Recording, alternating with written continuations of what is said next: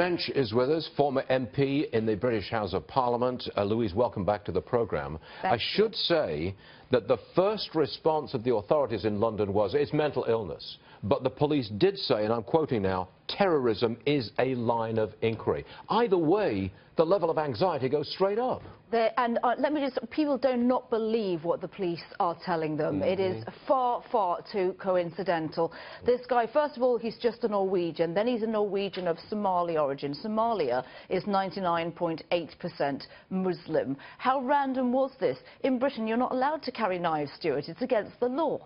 So there has to be a certain amount of planning where you take a knife to a tube station and attack a bunch of Americans and an Israeli. How coincidental does that sound to your viewers? So if you lose confidence in the truthfulness of the authorities because they don't want to jump to conclusions and they don't want to inspire some anti-Muslim feelings, then the two communities, I mean the people, are separate from the police, and that's a terrible thing. In a way, it's almost as damaging as the terrorist attack itself, because if we can't trust our police to tell us the truth, who do we trust? Quick story out of Washington, D.C. An active transit police officer charged with trying to help ISIS. The worst possible news, that's from the inside of law enforcement authorities. That's right, and we hear that this guy was a convert to Islam, and I think what it shows us here is that there is justice in both racial and religious profiling. Thank God they caught him.